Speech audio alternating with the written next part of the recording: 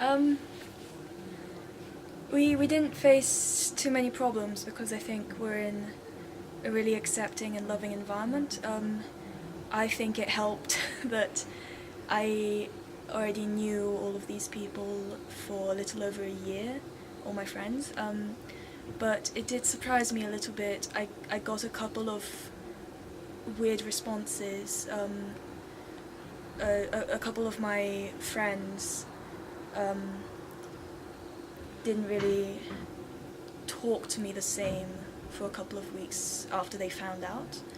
And I think that was just because they hadn't really faced anything like this in their lives. They didn't know how to respond. In the end, though, it's been a year, and I really feel loved and supported by everyone in the community. So that was really nice to know. That was really sweet. My family, direct family, responded very well. They have been really supportive, and I love them for that. But I am still not allowed to tell my extended family. That was one of the first things my mum told me. She said that she loved me and she'd support me, but she didn't want me to tell her parents or her siblings, so my aunts and uncles and my cousins. So they still don't know.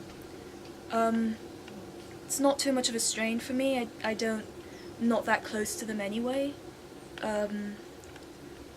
But yeah, I don't have a lot to talk about when I'm with them because I have to hide a significant part of my life when I'm with them.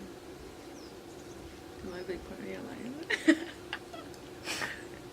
I have to hide a minor part of my life in front of them. I didn't really face any struggles. I grew up in the Philippines, and they're still pretty homophobic there, but I grew up in a pretty liberal bubble. So when it came out to my friends a couple of years back, they didn't really care. My family didn't care either. Some of my extended family members don't know, probably because they were taught in a more traditional setting. So also, yeah, I still hide that from them. I still do get a lot of anxiety when I'm with them because I don't really feel like I fit in. But in terms of Isaac, like, I was new when we got together, so like no one was like brave enough to be like, really? Or something. And the people who I were close with then didn't care either. But I do know friends from other schools because they were Filipino.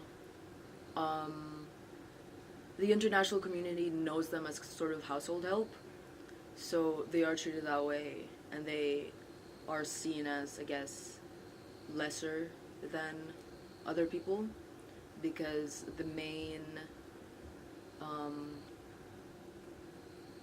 export that the Philippines has are working people who work in homes or like work in construction sites and stuff like that. So none of it has ever affected me because I've always come from like an international school background, and I've always been around, I guess, well-educated people. But yeah. Something that I've struggled a lot with my identity. I'm half Japanese, half British, but I grew up my entire life in Japan. My school was in a very rural area, and I was the only obviously half person there. So a lot of the time it was very hard for my friends to understand the concept that I, at least I thought, I was just as Japanese as them, because I looked a lot different.